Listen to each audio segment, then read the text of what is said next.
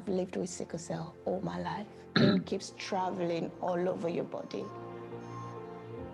COVID-19 hit us all very unexpectedly. Nobody was really prepared. All of a sudden you get this cancer diagnosis, your life is just turned upside down. In the ambulance, I could not breathe. I thought I will never see my family again. Medical technologies have transformed the way we deliver healthcare. Questa tecnologia ha migliorato la qualità della mia vita. This has been life-changing for her. Eine der großen Errungenschaften in der Kardiologie. I love being a mom. I love being married. I want another 40 years of life.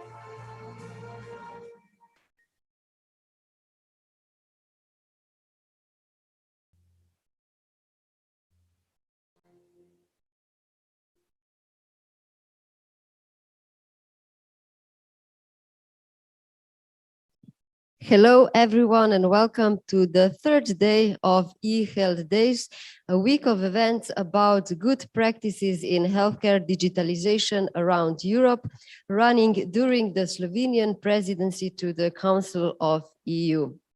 Today, as you can already see and notice, we are in a very Finnish mood, and the main topic that we're going to address today is the secondary use of data. Secondary use of data refers to the use of data for purposes other than the data was primarily collected for. That means that, for example, we use patient records for research, analysis, innovation, or decision-making. There is no common standards or practice in Europe for the secondary use of data.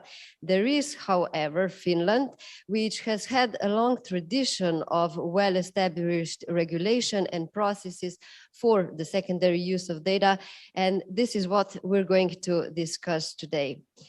My name is Tjaša Zajc. I'm the host of Faces of Digital Health podcast, which explores how healthcare systems around the world adopt technologies, and I will be moderating this session.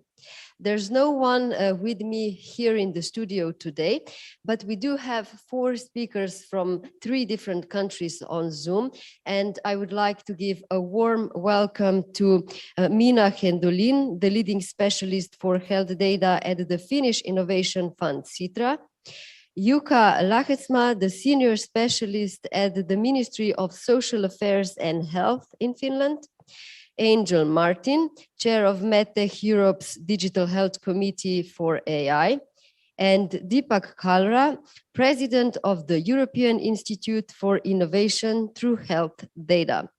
Since the main topic of today is the secondary use of data, I would like to start with a brief introduction by each of the speakers so we can learn a little bit more about you and what your current role is. And perhaps the best way will be to start with the 2 speakers from Finland.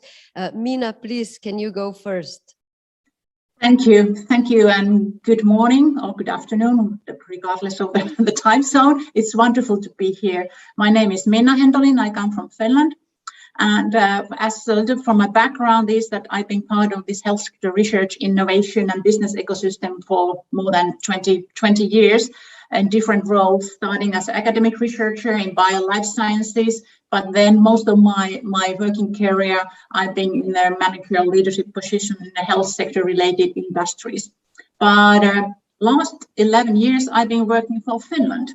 And in the Business Finland, this is the major public financier for innovation and business promotion agency under Ministry of Employment Economy. I've been heading the health sector thematic area there, and now I swapped as to their neighbor, to the Sitra, Finnish Innovation Fund, and especially now I'm working with the European health policies and this our work joint work towards the European health data space. So my role has been also as part of the financier to be part of the national, Nordic, and EU level health sector research and strategies.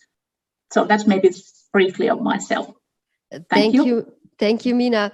Jukka, you come from the ministry side. Finland actually has a joint ministry for health and social care, which is something that other countries are looking at implementing, given the importance of connecting the two sectors.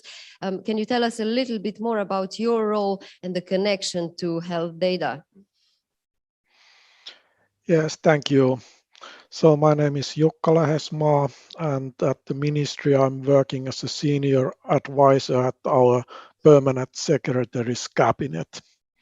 And my main responsibility at the ministry is coordinating so-called health sector growth strategy.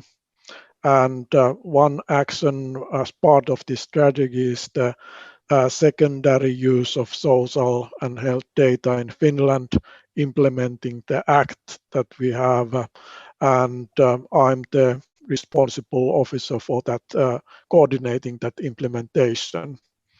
I have been working for the ministry now for 9 years, and before that I was a consulting director at one international ICT-based firm. Thank you. Thank you, Jukka. Angel Martin, you're the chair of the METEC Europe's Digital Health Committee for AI. If I'm not mistaken, you are with us today from Brussels, right? Indeed, Tiansa. So I'm located in Brussels. I work for Johnson & Johnson, leading on digital health advocacy.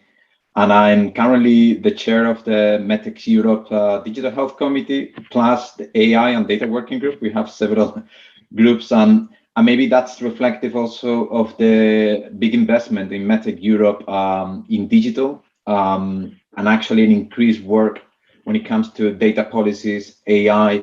So we have produced a number of thought leadership papers, which are available on our website, and I hope I will be bringing some light on the things that we see from the industry and the opportunities that we see regarding digital and data. Thank you. Thank you, Angel. And the last speaker that still needs to present himself is Deepak Kalra, coming here from the UK, tuning in from the UK. And Deepak, you're the president of the European Institute for Innovation through Health Data. Tell us a little bit about your background. Thank you very much. It's great to be part of this panel discussion this morning. So I started my career as a general practitioner, a family doctor in London, thinking that's how I'm going to spend my life. Very enjoyable. But somehow I became fascinated by the topic of electronic health records. And this pulled me into academia. And I then eventually became a professor of health informatics at University College London. And then about 5 or 6 years ago, through a number of projects, we decided it was necessary and useful in Europe to have a not-for-profit institute that would focus specifically on helping all stakeholders to make better use of data, to have better data. And so we created this institute.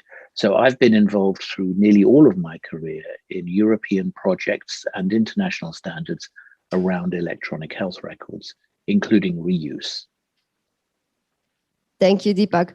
So let's start with the brief overview of Finland, the environment there that's enabling the innovation landscape that we're going to learn about today. So Finland is the first country in the world that has digitized national health registries originating already in the 1960s. The country also digitized the biobank data from 1920s.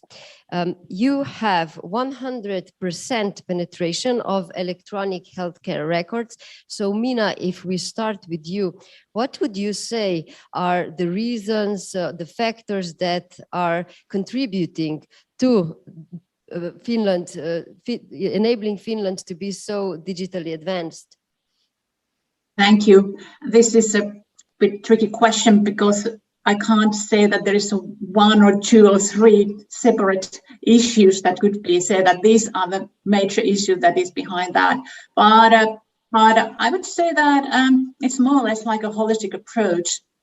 And you are so right that Finland really ranks among one of the most advanced economies in the world and has been placed in the top global comparison, whether it's a competitiveness, innovation capabilities, business environment, or even happiness. And I think this is one important point. And a recent example also is that there's a Rossmader this index on the European Personal Health Index called about the future-proofing healthcare initiative, and Finland was ranked in that and in the first place. But it's been a long journey, and those who know Finland, it is really a small, very geographically, linguistically, and even culturally isolated country, and it has developed during this 100 years from very poor agriculture, maybe just basic forest-based industry, to a very developed society, and which is known for high education, nationwide, high quality social and healthcare services, but then also this trust, stability of a society. And I think this has been one of the major things that has been around, that how we have been able also to build the health sector, the data sharing issues, and all this kind of capabilities which now have been enabled to get Finland in the forefront of using the data, not only for primary purposes, but secondary purposes. And I think the last thing also I want to mention is that all this, well, maybe the extreme conditions and the history, the limited resources of people and the money has also made Finland a very kind of solution-based, pragmatic mindset, that if there is a problem, let's solve it and make a pragmatic plan and get everybody involved, because there's so much, the resources are so limited, you have to collaborate. And this has been also one of the big issues, I could say, in the successful implementation of national health sector growth strategy during all these years, like about 8-9 years, that this collaboration between different ministries and focusing the limited resources to the same target. So this was a long answer for the very complicated questions. So I guess these are maybe the major learnings also from Finland. Thank you, Minna. Jukka, since 2019, Finland has had a regulated process of using healthcare data for secondary uses, and that is managed by FinData, which is a centralized institution that grants or rejects proposal for secondary use. Can you perhaps briefly explain what kind of data does actually FinData manage, and how does the whole approval process looks like? Yes, thank you. As Minna already mentioned, we Finns we like to be practical, and to start with, we noticed that we are not fully utilizing the good data registers that we have in Finland for the secondary use. So, for example, the research and knowledge management. So we decided that we have to have this new act on the secondary use of social and health data, and based on that, we also established the new permit authority called FinData. So basically, before the act and FinData, the customers, the research scientists, they had to apply the permit for each of these registers, each of organizations separately, and collect the data separately from each of the organization. Now, when the FinData is existing, the customer can apply the permit directly from the FinData. So FinData provide the permit to each of these Finnish registers and each organization nationwide.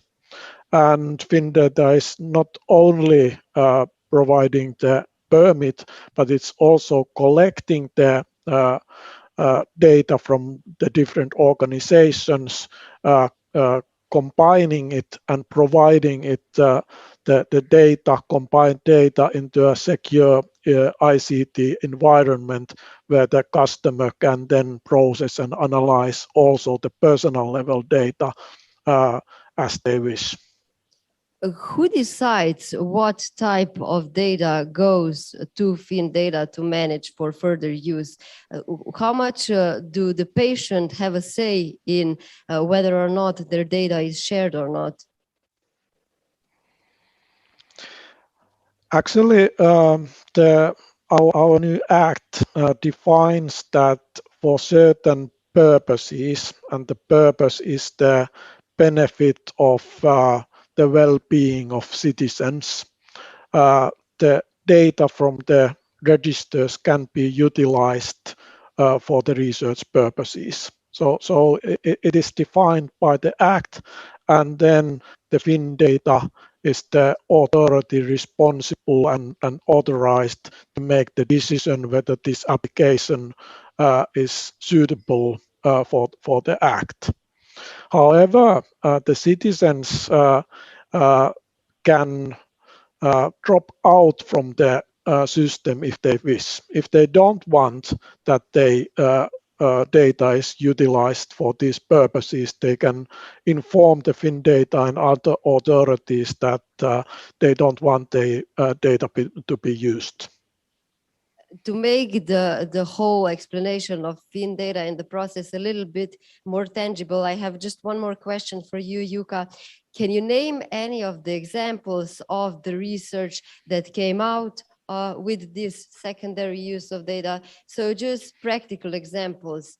And also, can anybody apply for the secondary use of data, or is it limited only to academia, to the public health institutions? What's the situation with that? Yes, actually, anybody, academia, industry, government officials, they can apply the data if they are going to use it for the purposes that the act means.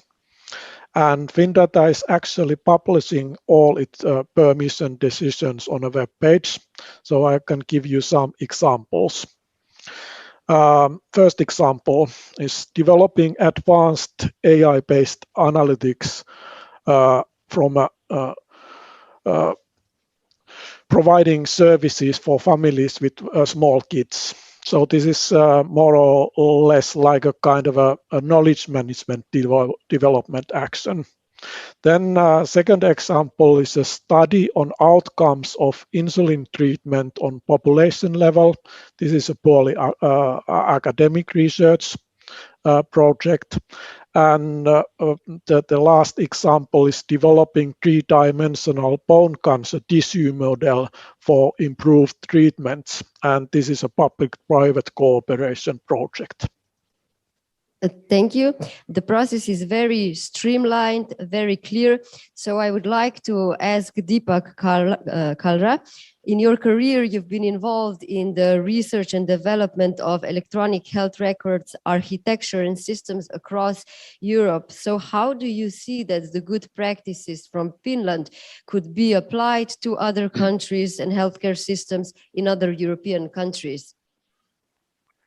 Great, thank you. So first of all, if we were to step back from your specific question about Finland and look at the total landscape of making better use of data, the challenges and the solutions really fall under two broad categories. The first one is having good usable data accessible. And the second one is making trustworthy use of that data. So if we look at the first one very briefly, it covers topics like good quality data capture, data quality assessments, interoperability standards, architectures that allow multiple data points to be analyzed collectively or to pool data in bigger repositories. In that situation, we already see huge advance in Finland that you described. And so we know that there is data available in Finland, but other countries are working hard on these challenges too. But the one which has been the focus of this panel already so far is the second one. How can we ensure that when the data are usable, they then are used in trustworthy ways? And here we have a lot to learn from Finland, because Finland has passed legislation And it didn't just pass it quietly in the night. It engaged its population in understanding that there is huge societal benefit from making better use of data. But I presume that it's not easy to give every single person, every person in Finland or every person in any country, discrete choice about every possible use of data.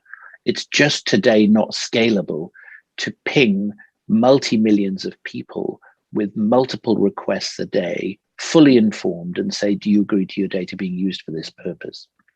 So instead, we have to work to a kind of delegated model where we say there are bodies appointed with very strict governance that say that on behalf of society, they will make decisions based on, firstly, rules that give them clear mandate for what purposes, in what scenarios they should be able to make decisions to say yes or no.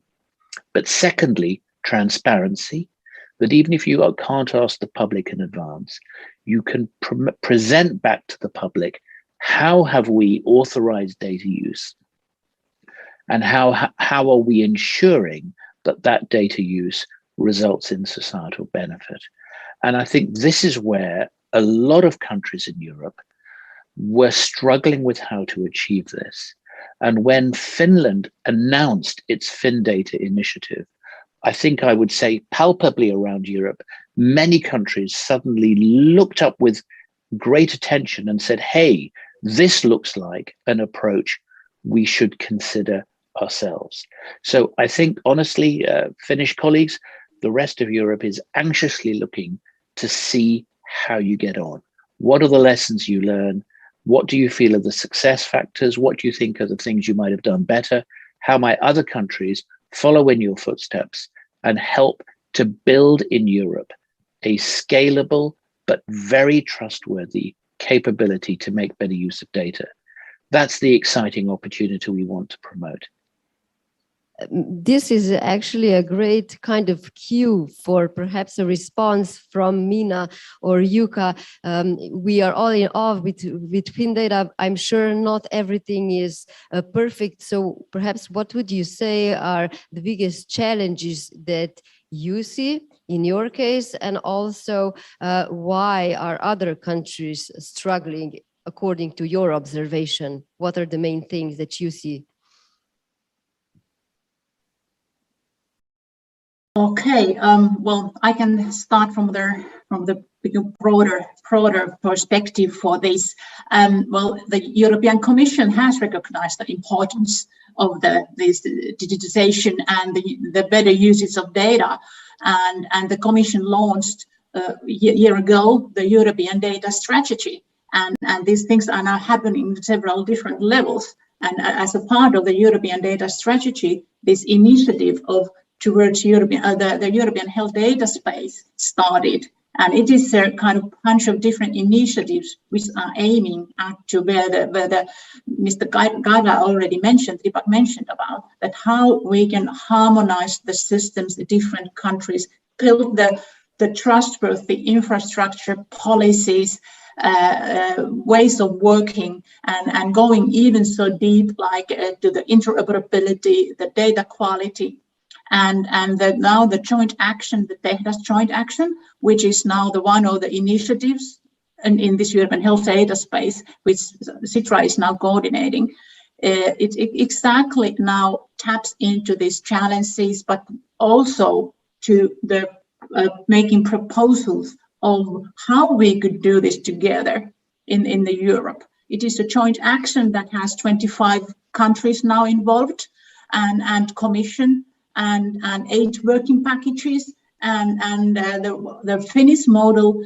It is a good model, but it might be the only way or only one model how it should be done. And now our idea is to make proposals together to the Commission. What would be those models? In France, there is a French Health Hub, and in Germany, there's a different model. And now we are trying to do these things and proposals together.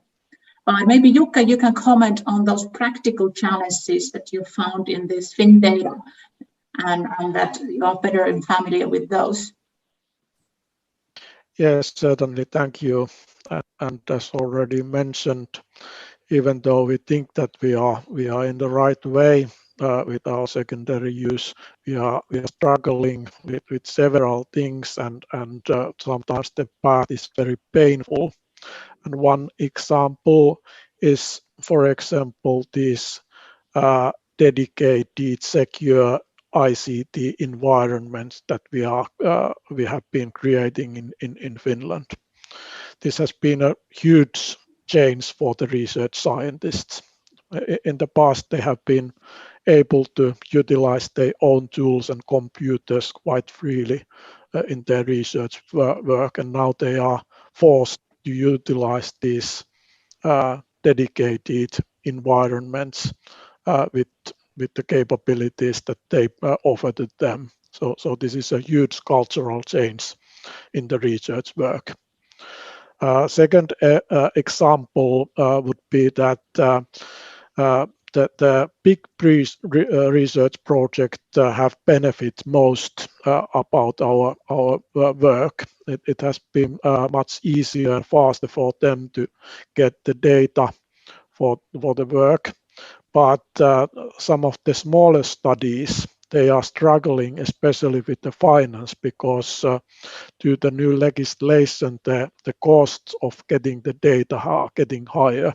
There are small fees for the FinData, but we have noticed at the same time the register owners, they have raised the fees for the data sets themselves.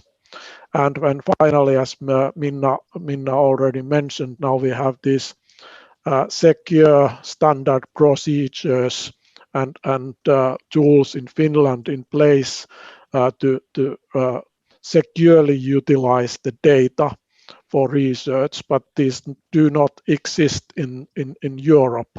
And so we are very worried about what will happen to the international cooperation if we are not proceeding fast with the TEHDAS and other European health data space activities. I want to move a little bit from the challenges back, to the optimistic, futuristic side of hopes of secondary use of data.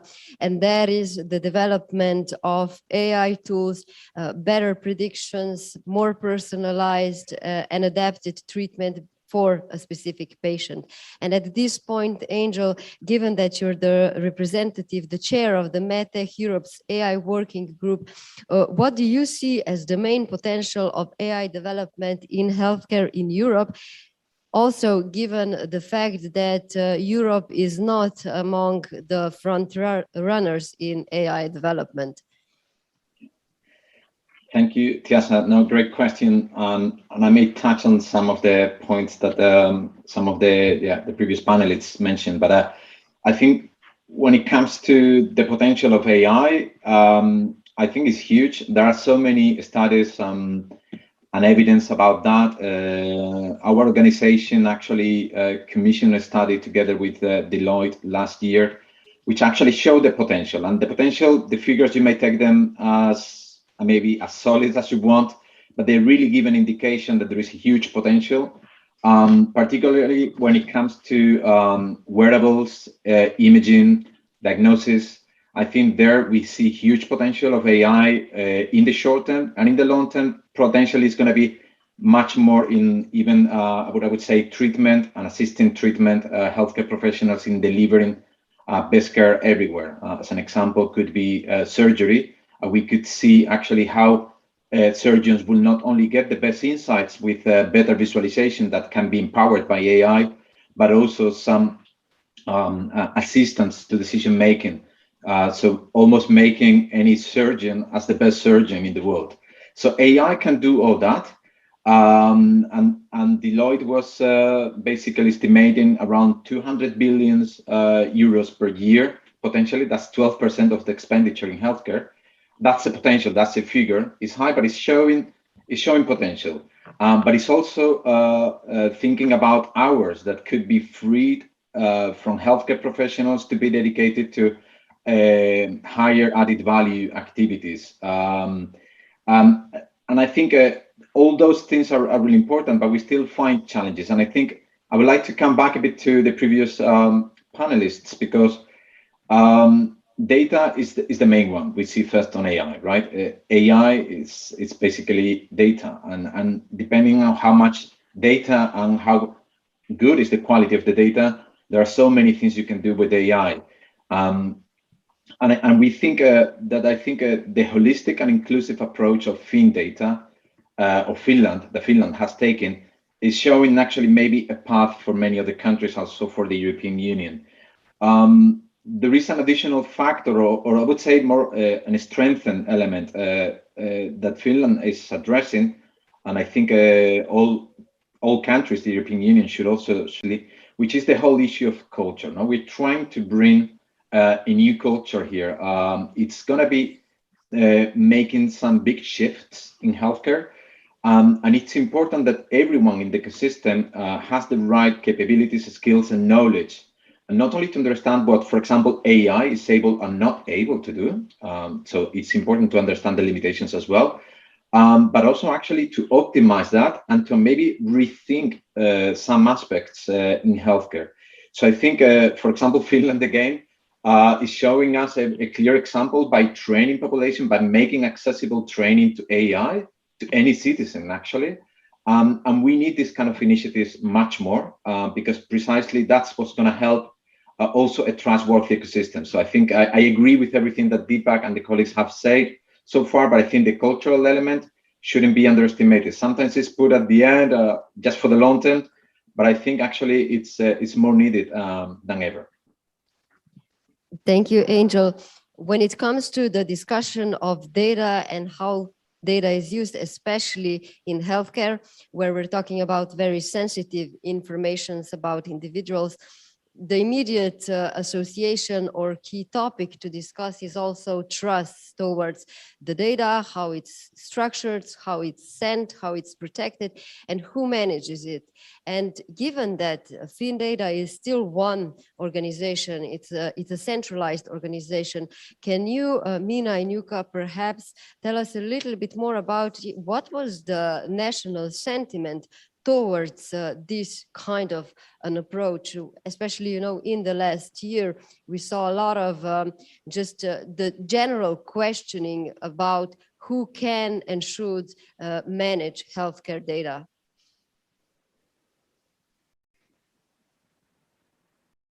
Mina?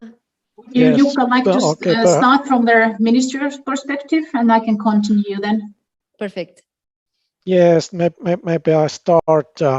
Well, you see, in general, we Finns, we are quite eager to use new technological innovation, and we also trust the government officials.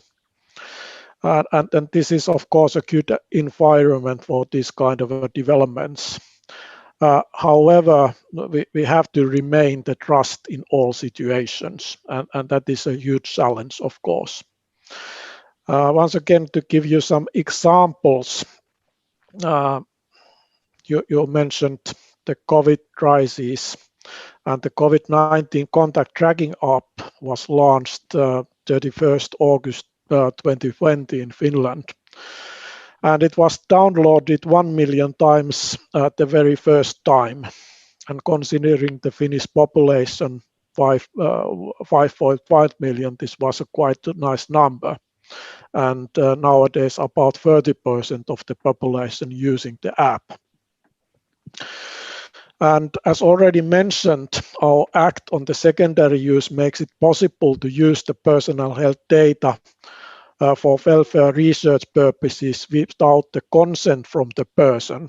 As mentioned, we are also thinking that it would be too much for the citizens to spend half an hour every Saturday evening after the sauna to tick the boxes that for this research project I give the promise, but for this not.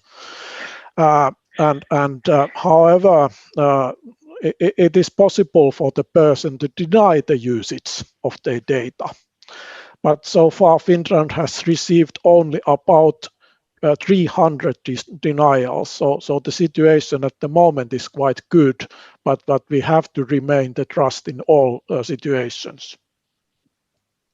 Yeah, that's if I continue a little bit, there are different angles to this question, and one, of course, is through their social and health service system, that it has been realized that we really need to improve their access to the data, but also the use of data for prevention, prediction, and to get this better healthcare for the Finns.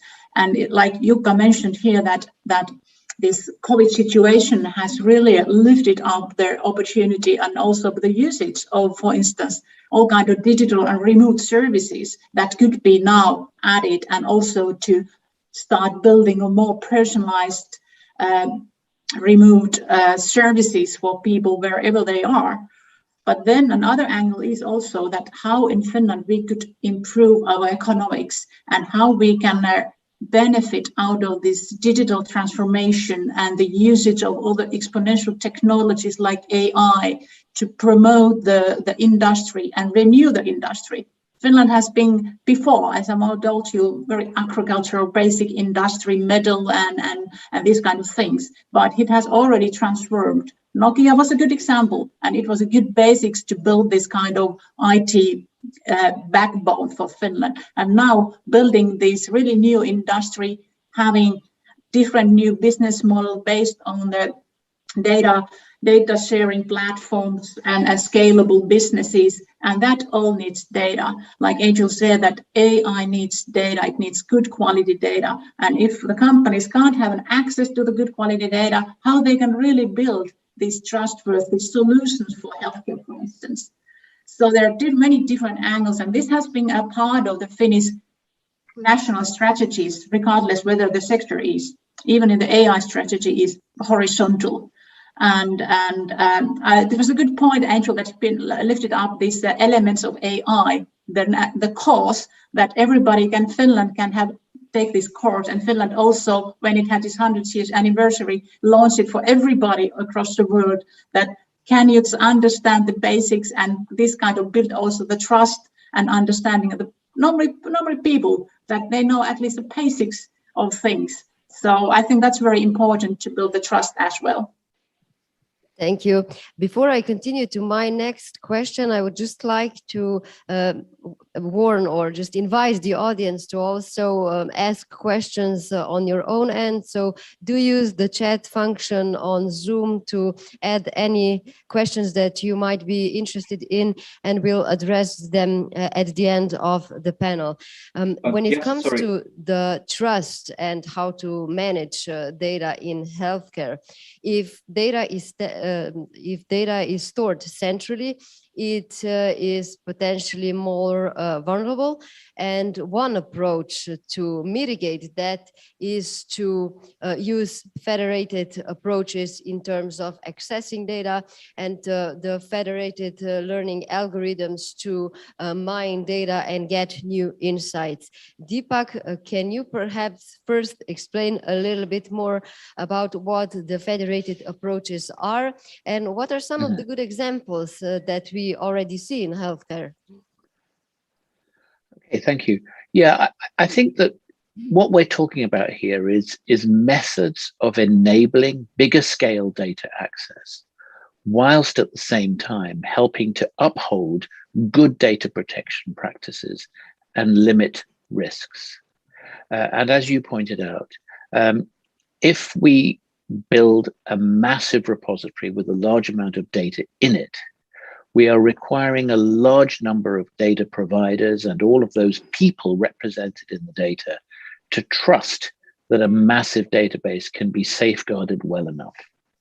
And it's not about whether there are rules or not. It's really almost a human judgment issue of trust. How do people feel about the confidence of bigger and bigger databases?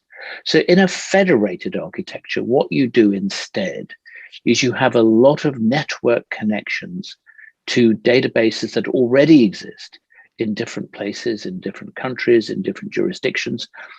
And you send queries to those databases which stay in their own locations. That means, for example, if you wanted to find out if a hospital has a large number of patients with a certain disease of a certain severity on certain drugs not taking certain other drugs, rather than asking the hospital to send you the data on all of the patients with that condition, you send it that question.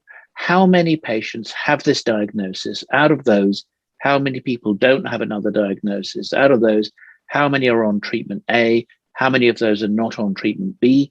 And all the hospital has to send you back from its database is a bunch of numbers that are basically counts, frequency distributions, like tables of numbers. You don't get data on any individuals. So that mechanism for running big data analyses is becoming more and more popular. An example, perhaps the best example, the biggest example at the moment, is a project called Eden, the European Health and Evidence Data Network. It's a European project that is helping to scale up that kind of architecture across Europe by helping to build an overall ecosystem, training companies in how to do the connections, helping hospitals and other organizations to connect to that environment, and then scaling up the ability to use that data.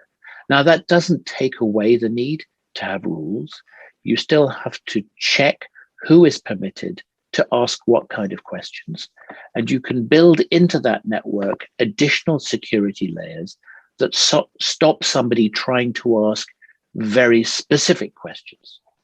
For example, who is living in Downing Street with a certain age band? The moment you start to specify something very specific, in a query, you can start to guess who the people are. But there are security measures you can build in to stop that happening, to block and say, no, your question, your research query is too specific. It can't be answered in a way that still safeguards individual privacy protection. So that's a popular architecture.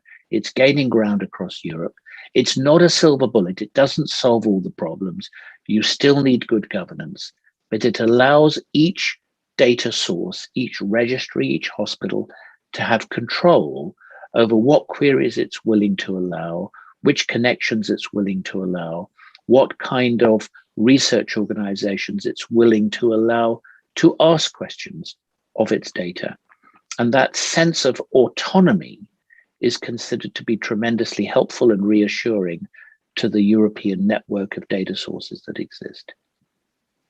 Thank you, Deepak. When it comes to the practical use of AI in healthcare, we already see examples of algorithms that are developed and are used in the clinical practice.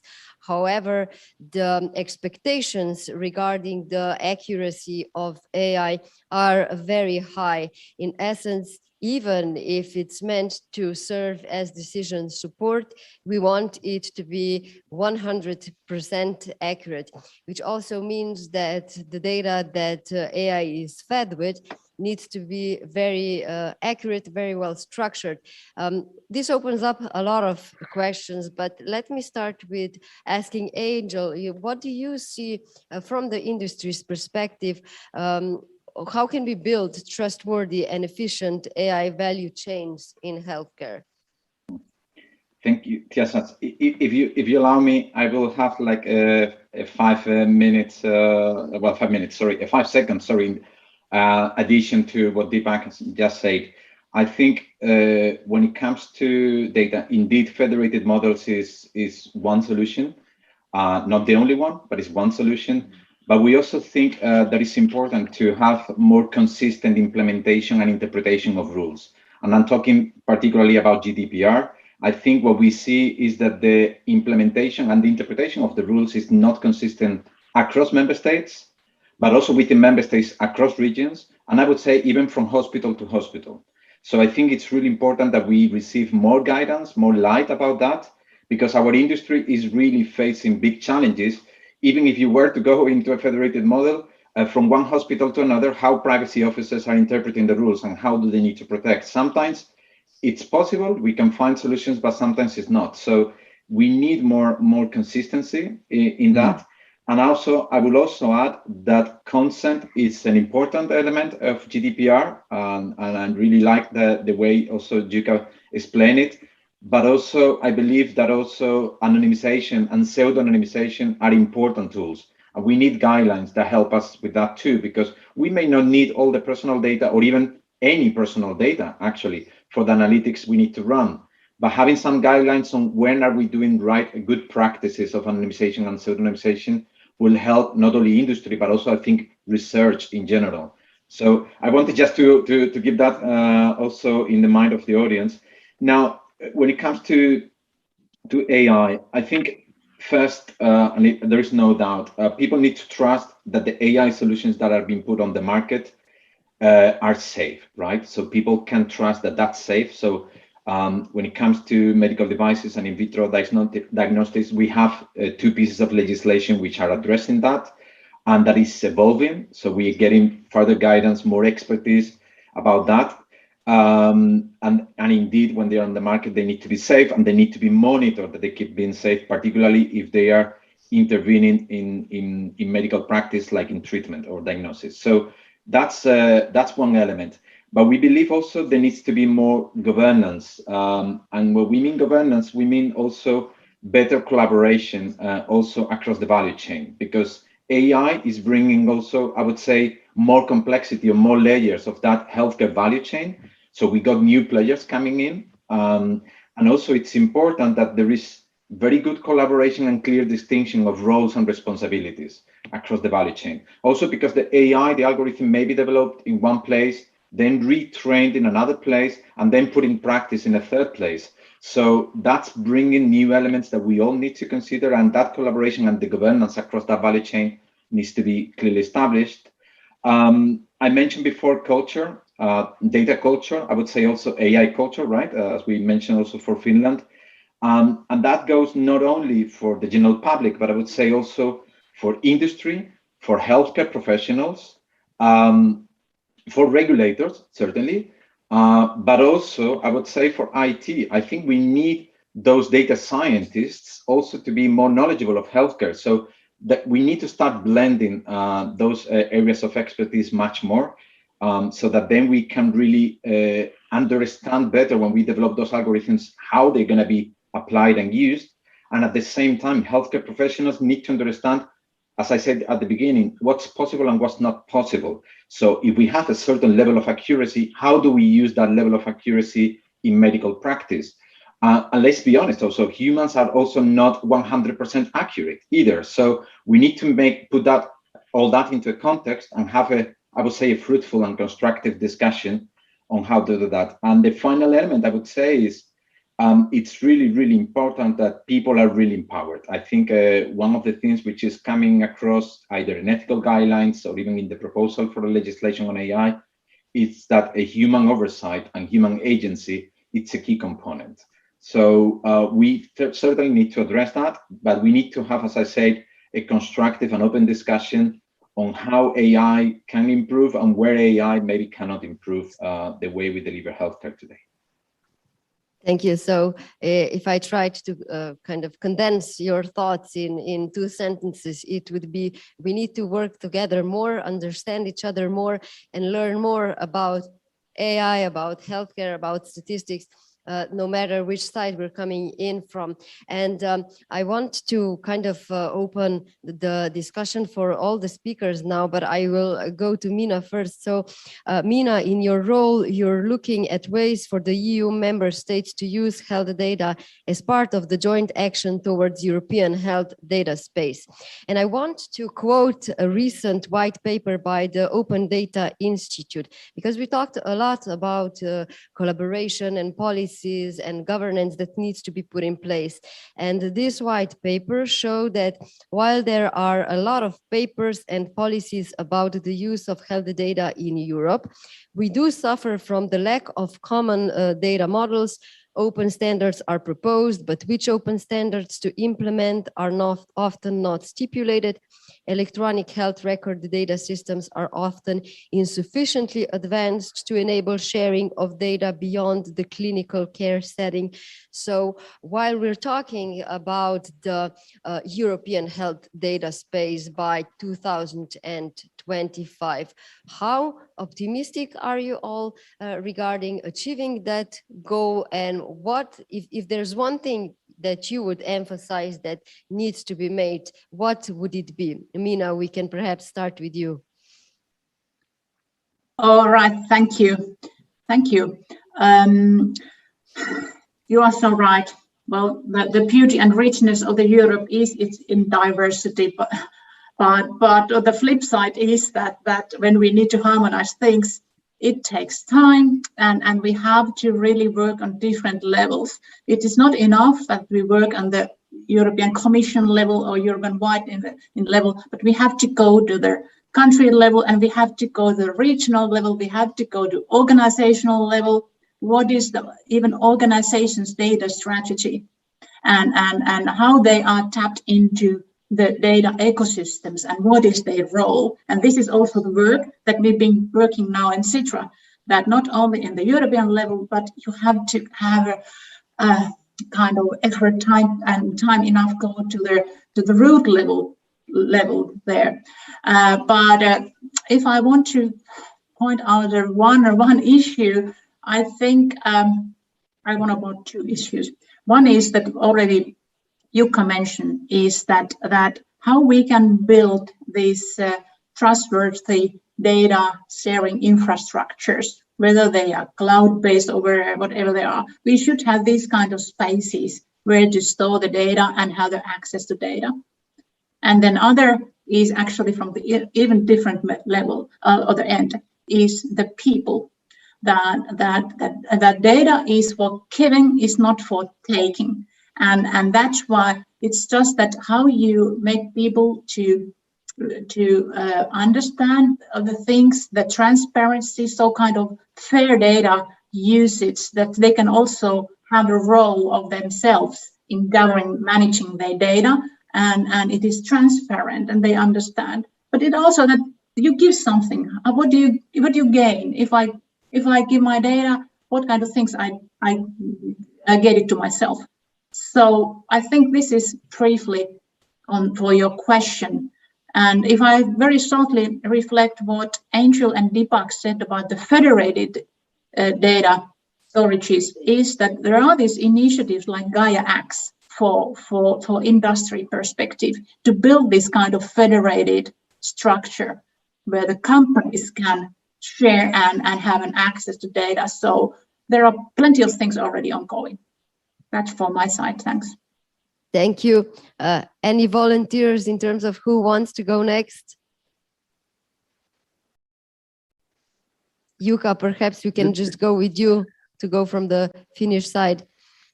Okay. Well, I also would like to start with reflecting what Deepak and Angel said. One of our main principles also in the Secondary Use Act is that the FinData is providing only the data that the research scientist needs and nothing else. Even though the main process in Finland at the moment is that the data is collected and combined in a physical format, and we are very much interested about the federated solutions and investigating and trying the possibilities also in Finland. But when we are coming then to the AI, I'm simplifying the situation quite a lot now, but sometimes it would be very interesting just to put the AI in the middle of a huge amount of data and find out what comes out. That is one way of using AI, and that is of course quite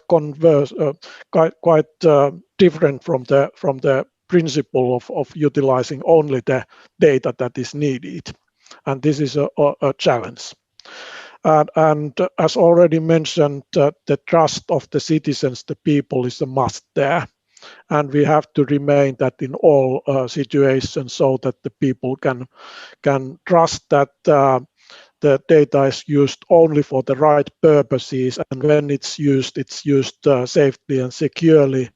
And also the people are getting more and more aware of these things. And also in Finland, there is a small but increasing number of people that are becoming very skeptical about the usage of any of their data.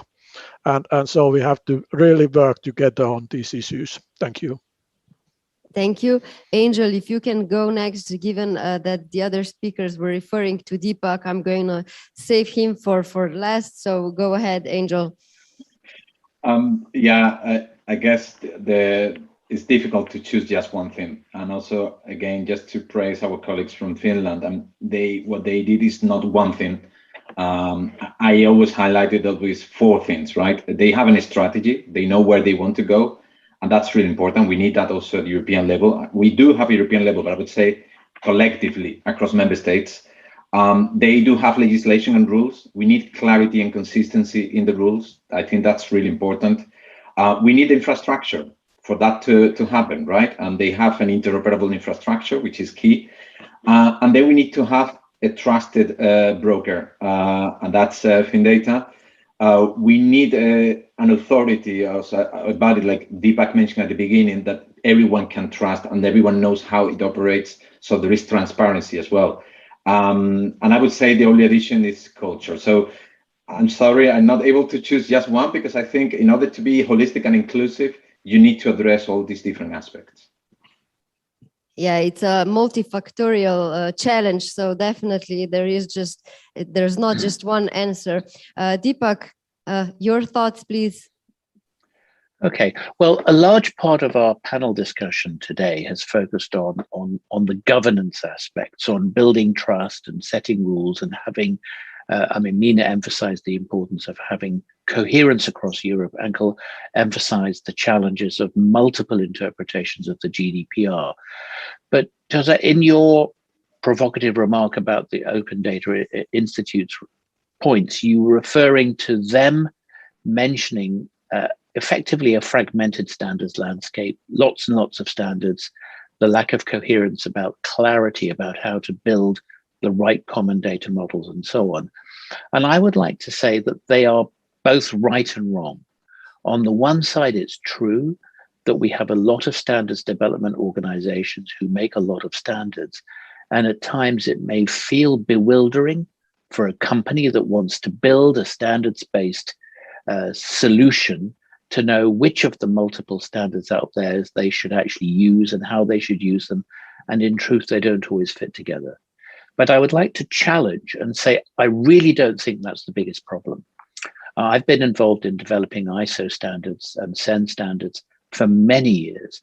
And there are some really good standards out there. I don't just mean the ones I've been involved in, but other colleagues have built really good standards. Our problem really is limited adoption. Ankel referred to a value chain, and sure, AI is hitting value chain obstacles, but the whole of interoperability has been enmeshed in a value chain obstacle for decades. And that is that the drivers for investing in connectivity between healthcare organizations to give a patient a holistic data landscape that any clinician or any patient themselves can access and see all of the information that's relevant. That has defeated us because at the moment, the incentive structures for investments in health IT at each healthcare organization do not favor investing in connectivity with others. The incentives favor using IT to improve internal organizational efficiency. That does not include interoperability. So the marketplace is not hungry enough demanding interoperability. The people who buy systems don't get enough incentive from interoperability to prioritize it in procurements. The vendors don't get a push to build interoperability into their products. And health systems, whether it's health insurers, public health systems, or even the research community, none of those people who need interoperable data, joined up data, are themselves investing enough in making it happen. We saw this with COVID, that when you want to get pan-European intelligence on COVID scenarios, it's really difficult to pull the data together. Why? Because we haven't built in advance joined up health systems, joined up health data. We've got to break the value chain obstacles, change the value chains to incentivize investments in standards.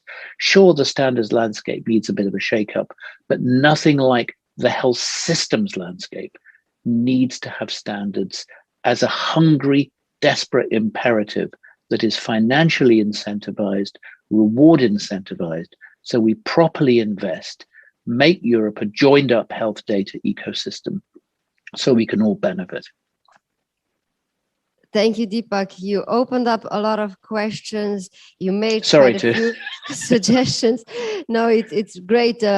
We could basically start a new panel just from everything that you said, but unfortunately, we are out of time. Thank you, everyone, for joining us today. Thank you, the speakers who shared your insights and knowledge. Do join us tomorrow as well. We start at 9 a.m. Central European Time, and we'll be discussing the digital health infrastructure and strategy in Israel. Israel is not in the EU, but it is a very digitally advanced country. It's a country hungry for innovation in terms of adopting it and supporting it. So do join us tomorrow to learn more about that, and have a lovely rest of the day. Thank you. We were born to end patient suffering, to extend life and improve its quality. That's why in the 70s, when infectious diseases passed from person to person, we didn't rest. In the 80s, when a needle and syringe was the only option for insulin injection, we didn't rest. In the 90s, when contracting HIV was a death sentence, we didn't rest. In the 2000s, when killing cancer cells damaged healthy cells too, we didn't rest. And right now, after decades of tireless medical innovation, we still won't rest. Until new treatments stop Alzheimer's disease in its tracks and gene therapies relieve or even cure hemophilia B. Until combination therapies keep lung cancer under control and blood cancer patients leave behind a lifetime of treatment. Until antibacterial monoclonal antibodies slow antibiotic resistance and no one suffers or dies from a vaccine-preventable disease. Until everyone can live a longer and healthier life, we won't rest.